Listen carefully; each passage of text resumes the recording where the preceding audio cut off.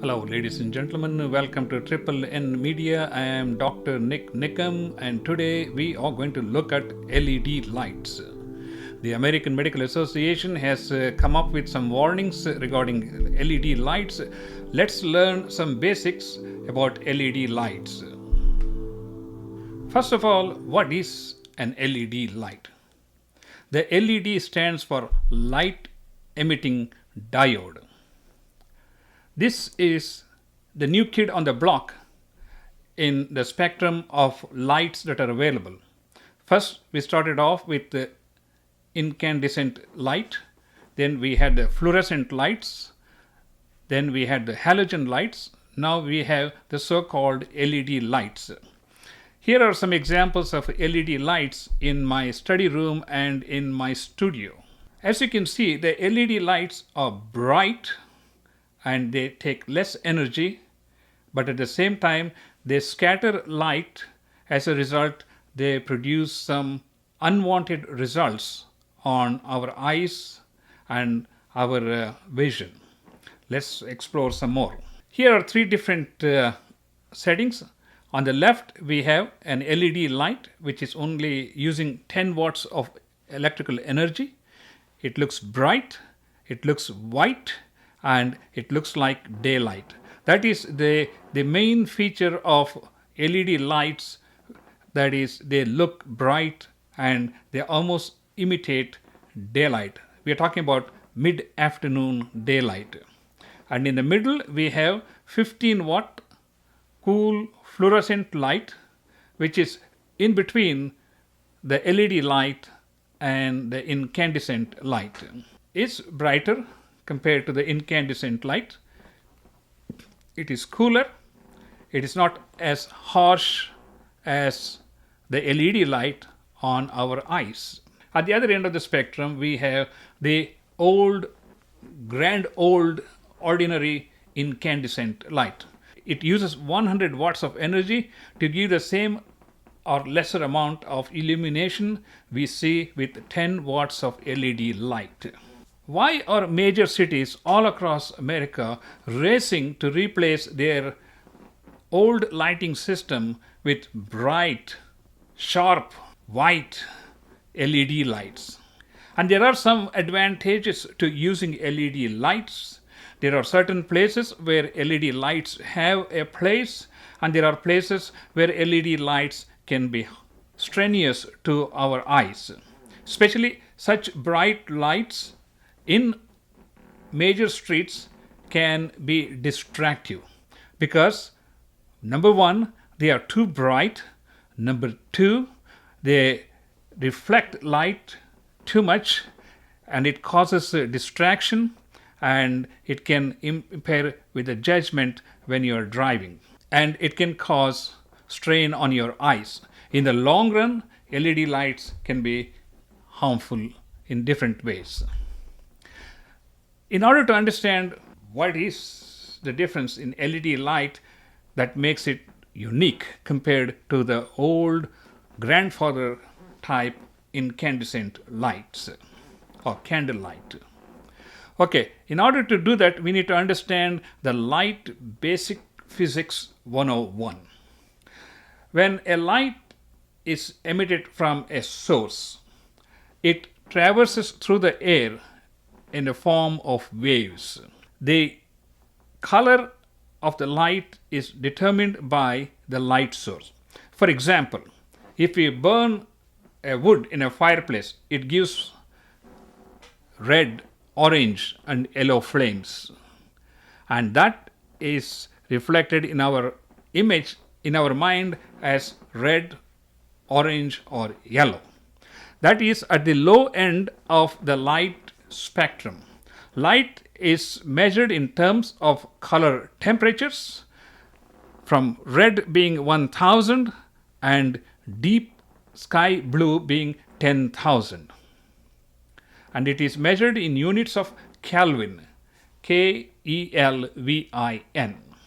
So let us start off on the left hand side of this chart. Our ordinary candlelight gives anywhere from 1000 to 2000 Kelvins light temperature, and they produce red or orange color. When we move a little bit higher to tungsten light, the color ranges from orange to yellow. And as we move towards more household everyday light bulbs, we are talking about 3000. The fluorescent lights also fall between 2000 and 3500. And as we move towards electronic flash, they are in the range of 4500 kelvins. The new kid on the block, the LED light, can be almost mimicking daylight, which is direct sunlight, which ranges from 5000 to almost 7000. And the other end of the spectrum, we have overcast daylight, which is in the range of 8 to 9000 kelvins, and blue sky, 10,000 kelvins. But we are more interested in the LED lights.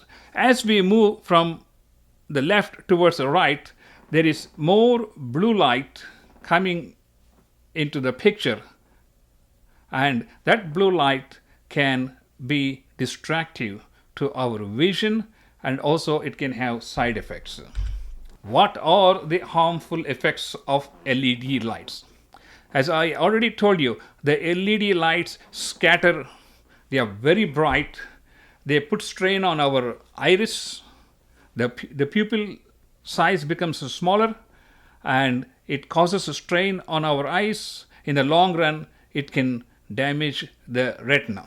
Another important thing that we need to keep in mind is when we are looking at an LED light, for example, on your smartphones or tablets, white LED lights for a prolonged period of time, because it is mimicking the daylight setting, it is suppressing the melatonin production by almost 5-fold.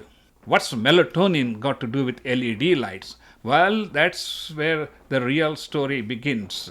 You see, melatonin is produced in the evening hours, which helps you to get your regular sleep at night. But on the other hand, if you are staring at your smartphone or if you are staring at your notepad with bright LED screens, then it suppresses the melatonin production. As a result, you won't be able to sleep, and it is going to disturb your sleep pattern to such a degree that you may not be able to sleep most of the night, and you may be sleeping during the daytime in your job. Watch out. Okay, here's a classic difference between regular fluorescent or tungsten light in the streets compared to the modern, flashy, bright LED lights. As you can see, on the left-hand panel, the streets look much cooler. They are less strenuous on your eyes as compared to the one on the right side, where the road is very well lit, but at the same time, this scattering of light produces reflections in your eyes, which interferes with your vision. Why are people attracted to LED lights? I am also attracted to LED lights. That's why I replace all the lights in my house by buying all these expensive LED lights. Let's look at it. An incandescent light, a fluorescent light, and an LED light. An incandescent light, which is 60 watts, uses 60 watts of energy. For the same amount of light, a fluorescent uses 18 watts of energy, whereas an LED light uses only 10 watts of energy. So LED lights, by using less electrical energy, they greatly reduce your electric cost. Number two, they are brighter compared to a fluorescent or incandescent light. And the third thing is they last longer. If an incandescent light lasts for about a year, a fluorescent light is supposed to last for 10 years. None of the fluorescent lights I had all my life lasted for 10 years, but that's what the chart says. And the LED lights are supposed to last for 22 years, but I had lights which didn't even start when I bought them. So sometimes the charts can be deceiving. But nonetheless, overall, the LED lights are supposed to give you the same amount of brightness with lesser energy consumption and a longer shelf life. And here's a chart showing, especially you can see why big cities are moving towards replacing with LED lights for the streets, because if you're burning $50,000-$100,000 worth of electrical energy, you can dramatically reduce that cost by replacing with LED lights. So that is a major attraction why cities are moving towards replacing street lights, but we also have to understand some of the drawbacks of having too much bright light in the streets, which can be distractive. So the American Medical Association has come up with a recommendation that most of the street lights should have a color temperature less than 3000 kelvins. What does that mean? If you go back to our light basic physics 101 chart, 3000 is related to early sunrise or household light bulbs. We are talking about fluorescent lights or maybe other types of lights which emit color temperatures in the range of 2500 to 3000 kelvins. And the LED light obviously doesn't fit there, and that's one of the reasons this LED light has gotten so much attention recently from the medical profession. Here are some tips as what you can do if you are addicted to or attracted to LED lights like me. When you use LED lights, make sure that you are not directly looking into the LED lights, and that applies to your smartphones and tablets. This is yesterday's smartphone and tablets. But Apple has, with the new operating system, has given a night vision option where you can change the screen color to that of like night light, like ordinary light, tungsten light, so that it would look more like this, which is less strenuous on your eyes, doesn't cause the strain, and hopefully perhaps doesn't reduce the production of melatonin, because let's face it, you don't want to be up all night because you're staring at your bright white LED screen on smartphone or a tablet for 2 to 3 hours in the night.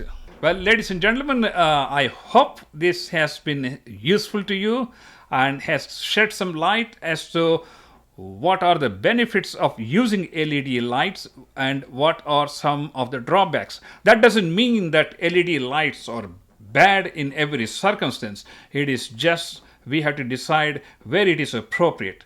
If you're requiring bright light for certain type of work, then LED lights may be useful. But when you use LED lights, make sure they have good shielding so that you're not directly looking at the LED lights all day or all night. There are areas where LED lights may not be beneficial, and in those circumstances, you're better off to go back to the grandma's old incandescent lights, and they may very well serve your purpose after you have run out of your enthusiasm for the new kid on the block, the LED lights. Well, ladies and gentlemen, please do subscribe to our YouTube channel, and also we have a Facebook page, and please like our Facebook page. And until next time, I am Dr. NIK NIKAM, and you are watching Triple N Media. Thank you so much.